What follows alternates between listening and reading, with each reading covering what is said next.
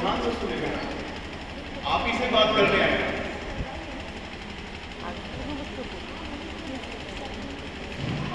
जानकी देवी माँ शारदा, आगे आ जाओ। और नहीं तो मैं प्रैक्टिकल योग करा दूंगा आपको। शाबाश। जानकी देवी माँ शारदा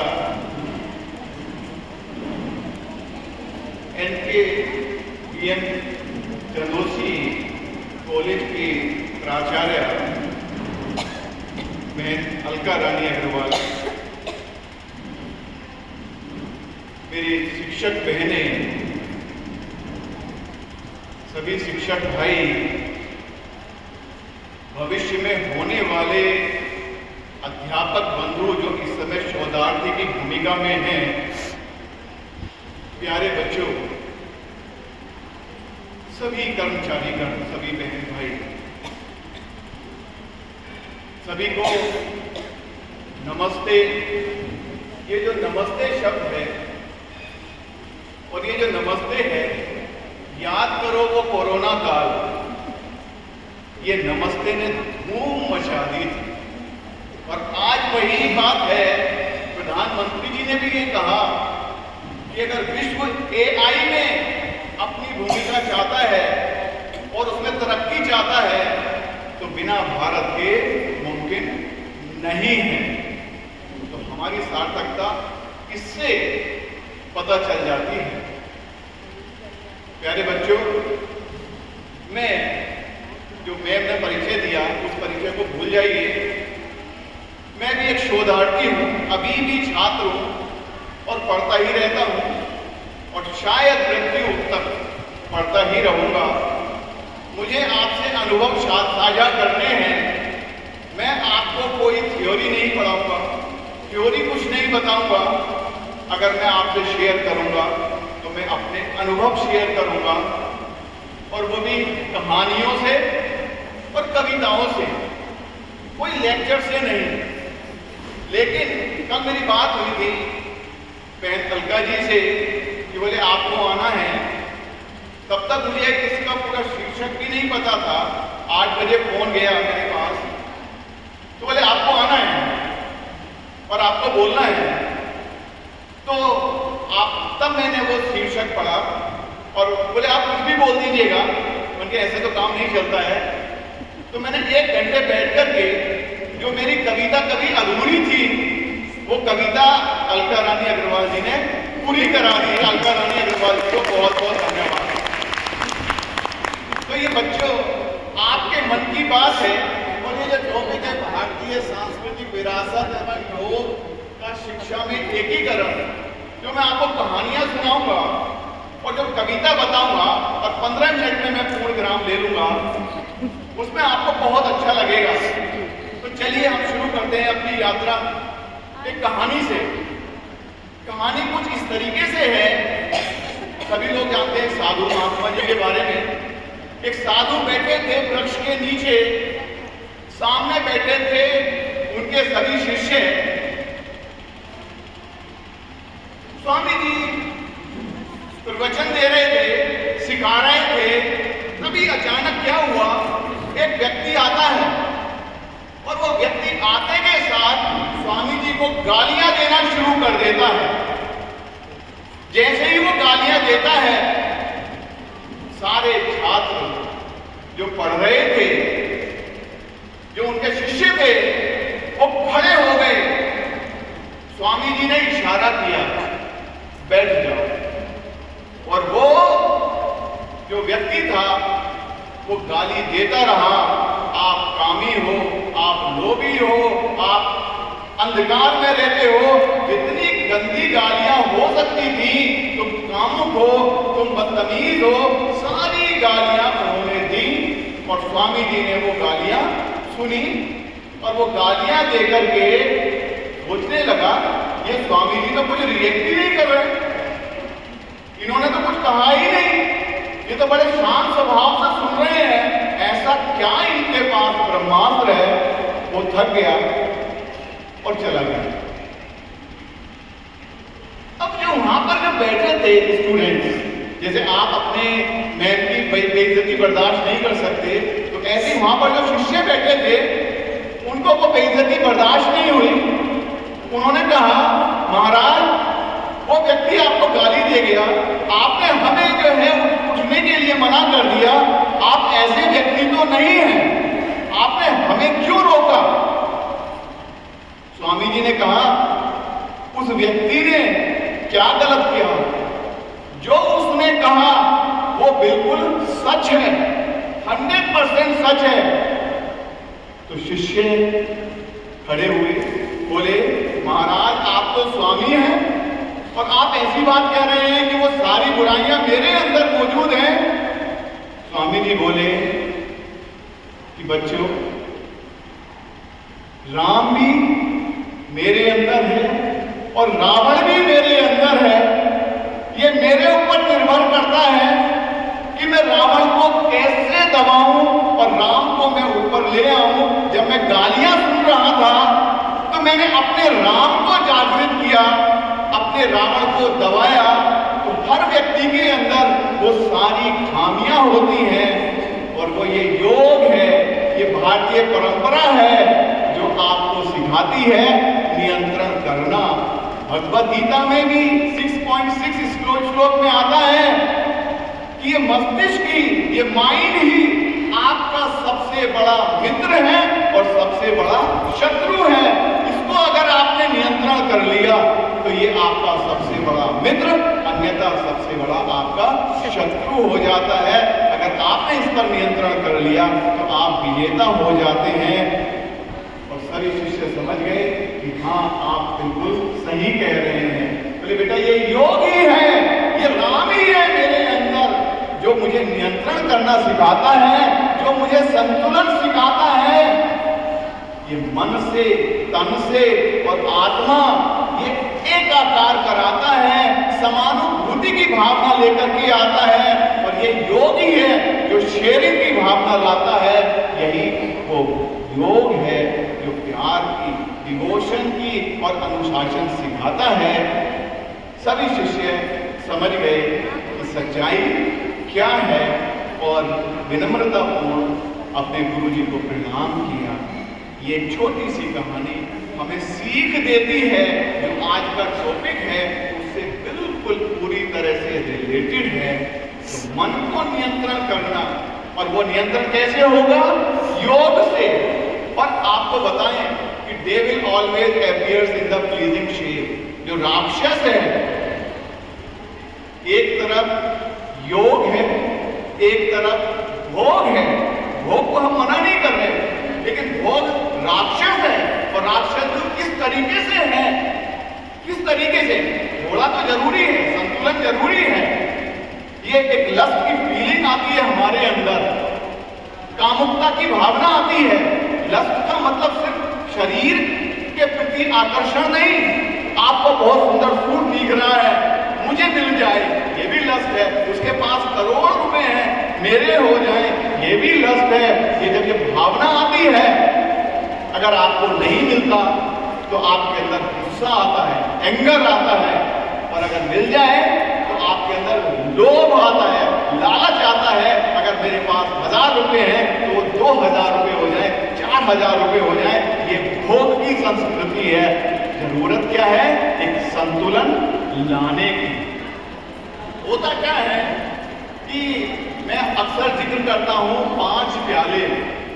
बेटा, एक भौतिकवाद में जिसको मेटीरियलिज्म बोलते हैं और एक जो स्पिरिचुअलिज्म है, दोनों में बड़ा आसान सा अंतर है। और वो आसान सा अंतर ये है, बेटे बच्चों को बातें मत करो, बहुत आसान सा अंतर ये है कि आप जब भौतिकतावाद में जाते हैं, वेस्टर्न कल्चर में जाते हैं, तो ये जो 5 प्याले हैं, और वो 5 प्याले कौन से हैं? हमारी आंखें, हमारे कान, हमारी जीवा, ये टच, ये सुनने की, ये कान, ये 5 प्याले हैं। और ये पांचों चीजें क्या करती हैं? हमें बाहर की तरफ दिखाती हैं। इन आंखों से हम आपको देख रहे हैं, इन कानों से हम आपको सुन रहे हैं। ये वेस्टर्न कल्चर है जो बाहर की यात्रा कराती है। और इन 5 प्यालों को अगर हम अंदर की तरफ मोड़ लें तो हमारी अंतर मन की यात्रा होती है।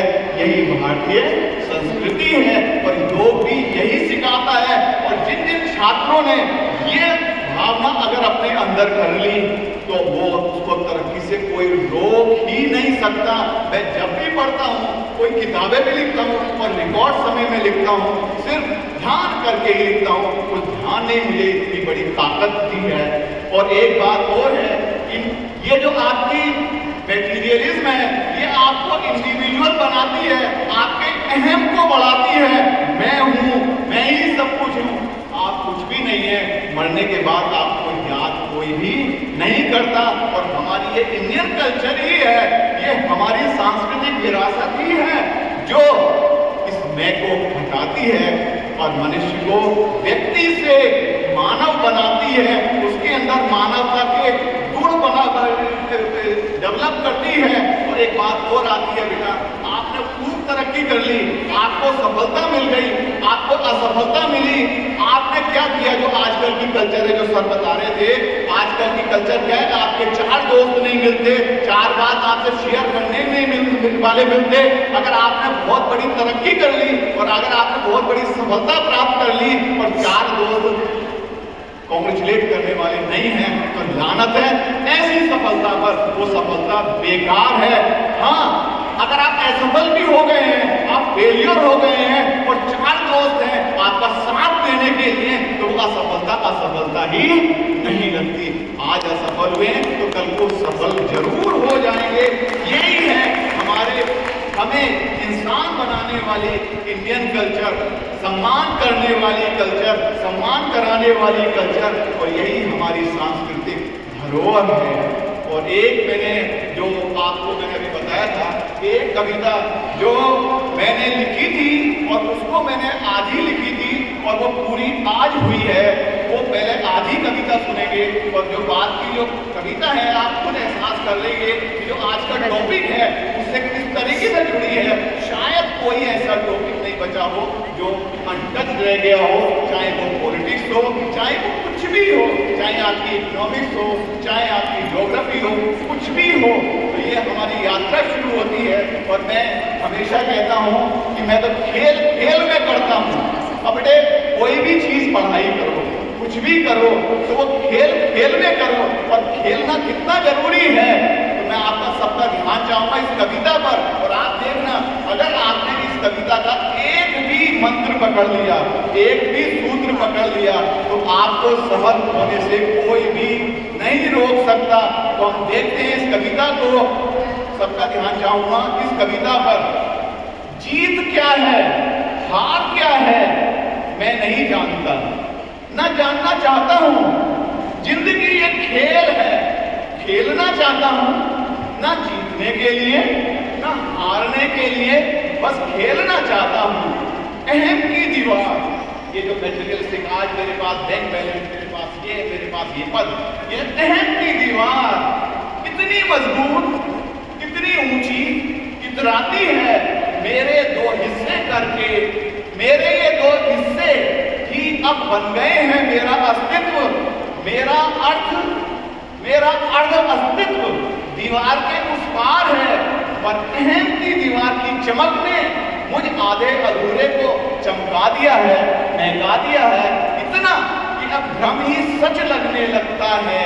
मैं का नशा, मैं कहते घमंड, गुरूर, मेरे अंदर ये चीजें हैं, मैं ये कर दिए, मैंने कर लिया। मैं का नशा मैं पर चढ़ा है, मैं का नशा मैं पर चढ़ा है। 5 प्यालों ने मदहोश किया है। 5 प्याले, ये जो मैंने आपको बताए, आंख नाक कान। मैं का नशा मैं पर चढ़ा है, 5 प्यालों ने मदहोश किया है। फिर भी मैं क्यों बेचैन हूँ, सब कुछ मिल गया, फिर भी मैं क्यों बेचैन हूँ। अमृत पीकर अजीब सा अकेलापन तोड़ने लगता हूँ, तोड़ता हूँ लगातार, गिर जाता हूँ, चोटें लगती हैं जिनसे रिसने लगा जहर जो मैंने पिया था। 5 प्यालों से अमृत समझकर मैं उठता हूँ, तोड़ता हूँ पूरी ताकत से, तोड़ते तोड़ते बांध जाता हूँ। अहम की दीवार जो लगती थी मजबूत, ऊंची, अब अपने आप में ढह जाती है। अपने आप से मिलता हूँ, यही योग है। मैं अपने आप से मिलता हूँ, अपने मूल रूप से हंसने लगता हूँ। बहारे जिंदगी तेरे अजब खेल, मैं अब खुश हूँ, शांत हूँ। मैंने अपने स्वरूप को पहचान लिया है, मैंने अपने आप को अपने आप से जोड़ लिया है, अपने अधूरेपन को जो कभी था ही नहीं। अहम की दीवारें तोड़ती हैं, अपने को अपने आप से तोड़ना है अब, उन दीवारों को जोड़ना है अब अपने आप को अपने आप से। मैं खेलते खेलते अपने को अपने आप से जोड़ने लगा हूँ और खेलते खेलते एक बात जान गया हूँ कि मैं और आप अलग अलग नहीं हैं, एक ही हैं, बस दीवार है जो अलग करती है। ये अधूरी कविता थी जो कभी मैंने बहुत पहले लिखी थी। अब पूरी कविता बहन अलका रानी अग्रवाल जी ने करवा दी, उनका धन्यवाद। अब वो आधी कविता क्या है जो इससे रिलेटेड है। अब तो मैंने ये अहम की बात करी, मैं की बात करी, अब हम सब की बात करते हैं। आइए हम सब इस दीवार को तोड़ें और अपने आप को हम सबसे जोड़ें। कैसे? कैसे? योग से, मनोयोग से, सांस्कृतिक विरासत के प्रभाव से। और आप अनुभव करेंगे कि आपके भीतर एक नियंत्रण शक्ति विकसित हो गई है। यही नियंत्रण शक्ति ऐसा जादू करती है कि आपका मन घोर शत्रु से अभिन्न मित्र बन जाता है और आप बन जाते हैं एक विजेता। यही योग आपके भीतर कर देता है प्रज्वलित एक दीप प्यार का, एक दीप भक्ति का, एक दीप सेवा का।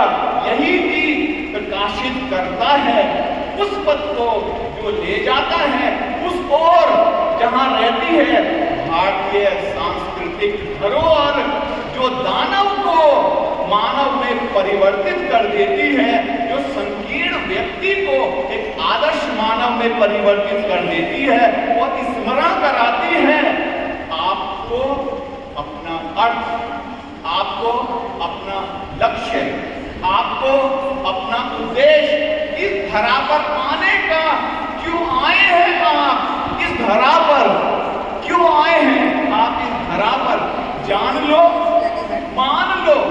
जिस दिन आप अपने आप से जुड़ जाएंगे तभी शुरू होगी यात्रा अपने को दूसरे में देखने की, एहसास करने की कि आप दूसरों से अलग नहीं हैं। और तभी शुरू होगा ऐसा योग जो आपको एहसास कराएगा कि आप सिर्फ तन नहीं है, आप सिर्फ मन नहीं है, आप सिर्फ आत्मा नहीं है, बल्कि एक योग है इन सभी का।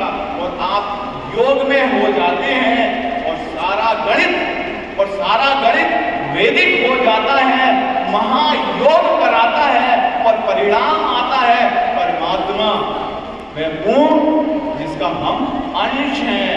बस यहीं से प्रारंभ होती है एक लंबी सांस्कृतिक यात्रा, नित्य नया सीखने की, नित्य नया जानने की, नित्य नया खोजने की। यही यात्रा आपको चलना सिखा देती है तलवार की धार पर, क्योंकि आपके अंदर संतुलन आ गया है।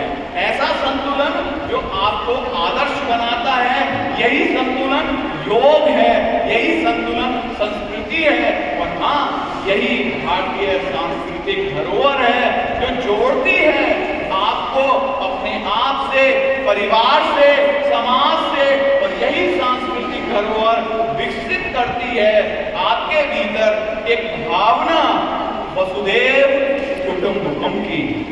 और आप आ जाते हैं एक ऐसे पड़ाव पर जहां मन प्रफुल्लित हो उठता है, जहां मन वृंदावन हो जाता है, जहां मन नृत्य करने लग जाता है और जहां मन गाने लगता है, स्वर नियंत्रित हो जाता है और मंत्रोच्चार हो जाता है।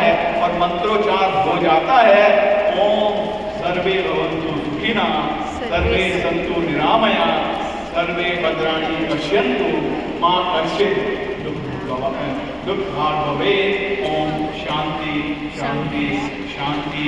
आशा है कि इसका जो सब्जेक्ट है, थीम है, इस पोएम के जरिए मैंने आप तक पहुंचाया होगा, आपको अच्छा लगा होगा।